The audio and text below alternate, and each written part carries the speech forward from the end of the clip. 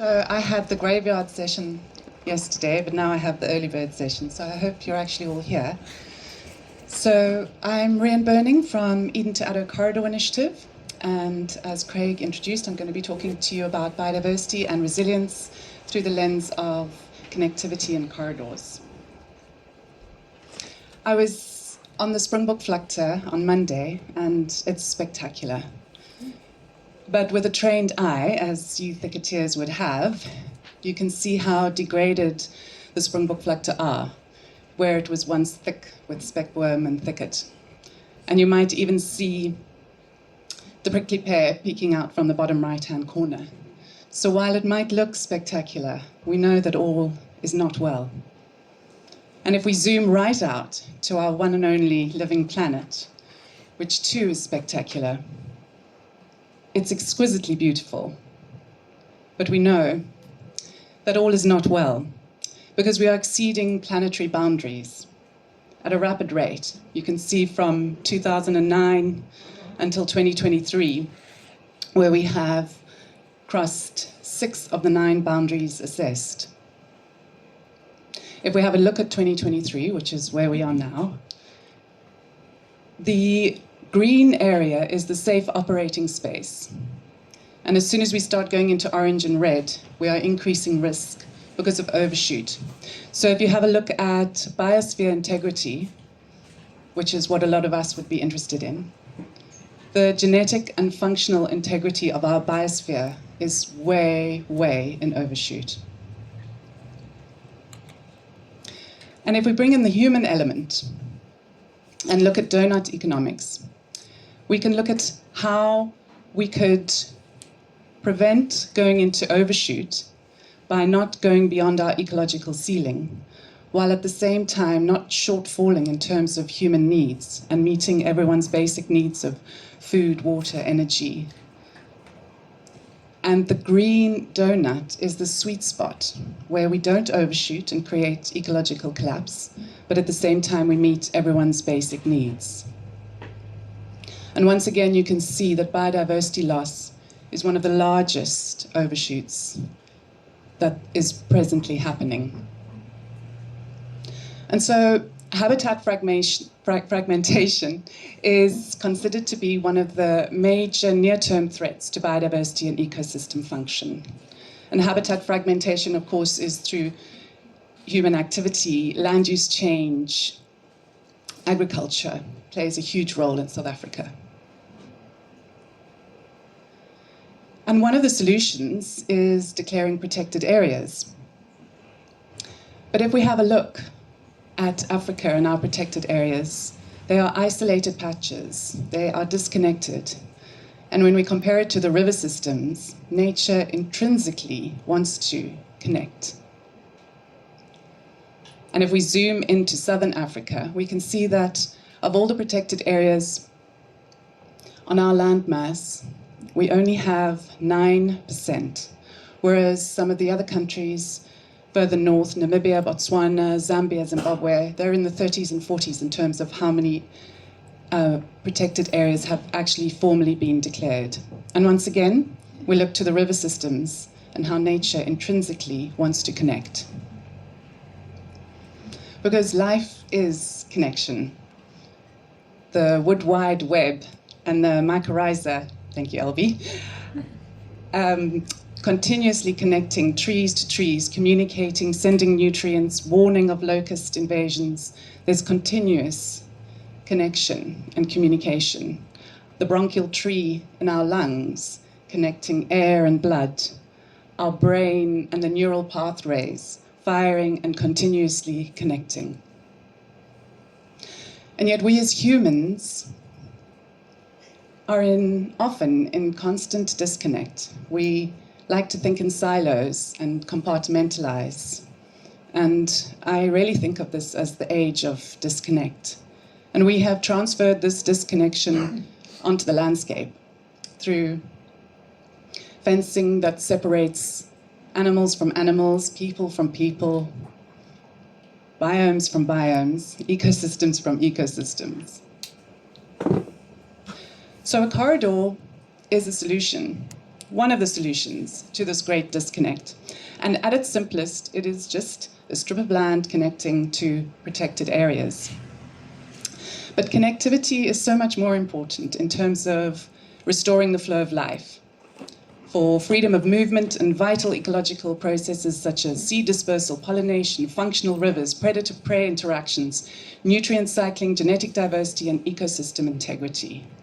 So corridors allow nature to weave the fabric of life back together, enabling ecosystems to recover and regenerate, because life's true imperative is to create conditions conducive to life. And so, while protected areas are extremely important for conservation, in isolation they are insufficient for conserving biodiversity and absorbing environmental shocks in the face of climate change and habitat loss. So science has convincingly demonstrated that interconnected protected areas are much more effective than disconnected, human-dominated systems in providing a resilient and sustainable ecosystems.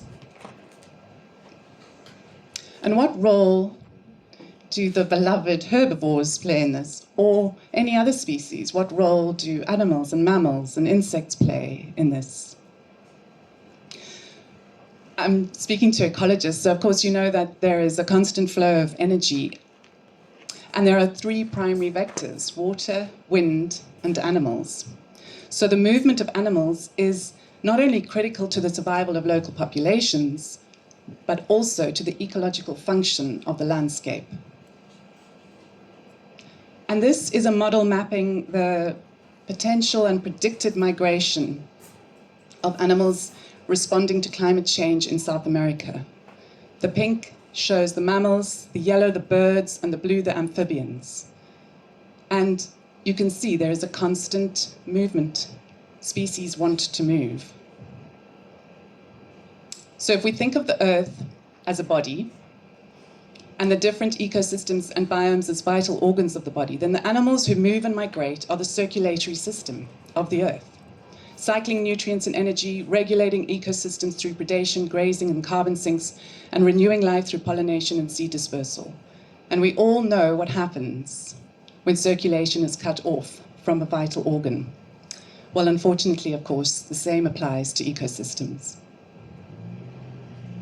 And this tortoise is a good example of what happens when species are cut off from. She might be searching for succulents to eat, but at the same time she would be pollinating and dispersing seeds. And I can't tell you how horrifying it was on Monday when I was in the Springbok Vlakte and the number of dead tortoises I saw along the fence lines, specifically because of the electric tripwire along the bottom, because they go into fight or flight and retreat into their shell and are electrocuted. But this is not an electric fence. They get stuck in the fences either way. So Eden to Addo is all about connectivity and corridors. And starting down here at Robberg Nature Reserve, we have a successful corridor linking Robberg Nature Reserve, which is a perfect example of an isolated, cut-off, protected area, linking Robberg Coastal Corridor links Robberg Nature Reserve to Garden Route National Park. Another focus area corridor is the Keobums Corridor, linking the two arms of the Garden Route National Park. And then we have another successful corridor, the Langkloof Corridor, which links Formosa Nature Reserve to the Baviaanskloof. All the yellow areas that you see here are already fully protected and declared. And then we have the Springbok Vlakte corridor, which is where we're focusing a lot of our energy at the moment, which connects Baviaanskloof to Addo Elephant Park. And then this corridor, which would connect Addo Elephant Park to the already declared Noordersveld protected environment. And you can see we traveling through many biomes here: forest, fynbos, succulent karoo, thicket, nama, karoo. We have 50,000 hectares already declared and 20,000 in progress. And we work with private landowners and biodiversity stewardship. So we engage with farmers, we help them set up their declaration process and facilitate that for them if they'd like to declare a protected environment or a nature reserve. We assist them with management plans, annual plans of operation, their biodiversity audits and assessments, and link them to possibilities such as this research possibility that has come up in the Langkloof. And the farmers are doing incredible work. They are clearing aliens. You can see there the thick wattle along the river systems. They are getting excited about the teeniest, tiniest succulents that they might find on their properties. And they are creating ecotourism opportunities by building small lodges and cabins on their land. And this farmer, I was in the Noordsveld, which is arid thicket, on Sunday, and he is part of the protected environment there.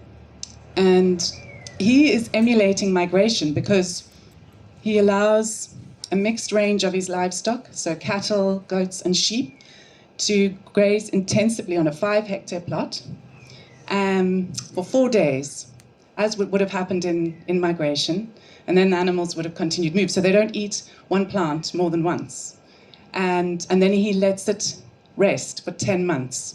And so you can see in the top picture the recovery. That's only been 8 months of recovery in the Noordsveld. And the bottom picture is a nearby neighbor who is not doing that kind of system. And you can see, of course, you're losing a lot of carbon through all that bare soil.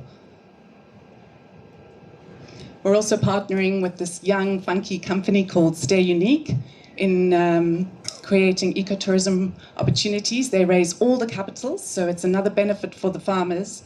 They raise all the capital to build these beautiful eco-friendly cabins, and we want to link it to a, say, 5-day trail where you stay at a cabin, then you walk, and you stay at a cabin, such as the successful leopard trail in the Biodiversity. So that's a very exciting venture that we are partnering on. And it's a real benefit to the landowners because they get income but don't have to raise any capital. And of course, linking that to trails and training of guides, providing income to the area, and allowing tourists and locals to experience these exquisite corridors.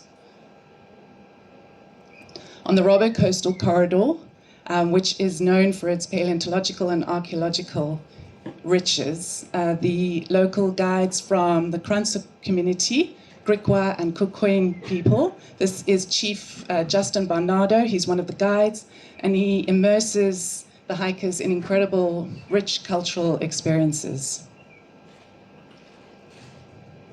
And then the Plesiosaurus, which was thought to be extinct in the wild, was found by one of these landowners who have now become, as I said, they become so passionate about their land and the conservation on their land. And our intrepid corridor coordinator, Dick Carr, has propagated about 200 of them from seeds and will be planting them back in the wild, but I won't tell you where because we all know about the poaching. But yeah, so very exciting stories such as this one. And then we have an international research collaboration. This is a student from Stellenbosch who is going to be looking at the functional connectivity in the Langkloof corridor, so how animals are actually using the corridor. And we have 2 students from the Netherlands who are going to be looking at the structural connectivity, so the roads, the river valleys, where are the corridors in terms of the structure of the landscape.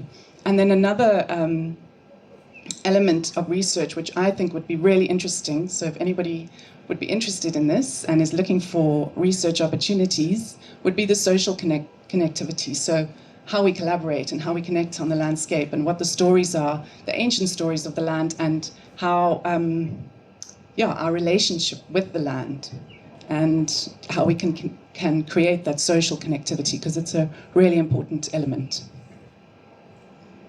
And this is a bit of a maverick suggestion, but on the one hand, we can see, if we look out the window, the effect of the elephants in Addo, and not very far away, on the other side of the fence, is this huge problem with the prickly pears. And the elephants, if corridors were opened, could solve the prickly pear problem. It would be a win-win for all. So if anybody wants to research that, just putting it out there. And of course, these landscapes are also about human connections and NGO connections and how we work together. So we very much believe in collaborating with all the organizations that are working in expanding the protected area network and creating these corridors. So we're working closely together with all of them. And the Wilderness Foundation are also working on corridors and have really recognized how linking these ecologically significant areas will ensure the survival and well-being of the biodiversity of this province specifically.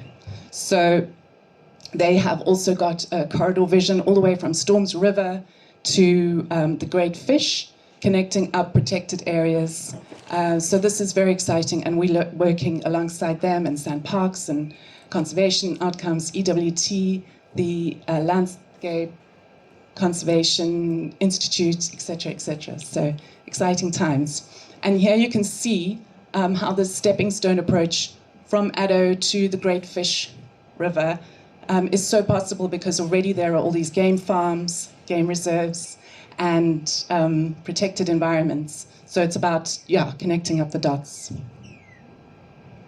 And in terms of thicket, you can see how overlaying that, how important this connectivity would be for the resilience of the thicket biome. So my parting question to you is, well, my parting thought first, is that longing on a large scale is what makes history. I heard this recently on a podcast and it really hit home. Because my question to you is, what are you longing for? What are we longing for as humans in this landscape? And what is she longing for? I'm sure you'd answer Spickworm, but I think it's important to think about what she's longing for. And the last matriarchal, one and only elephant of the Knysna forests, what is she longing for? Because what we contemplate here is more than ecological restoration. It is the restoration of relationship between plants and people and land. Scientists have made a dent in understanding how to put ecosystems back together, but our experiments focus on soil pH and hydrology, matter, to the exclusion of spirit. We might look to weaving the two. We're dreaming of a time when the land might give thanks for the people. Thank you.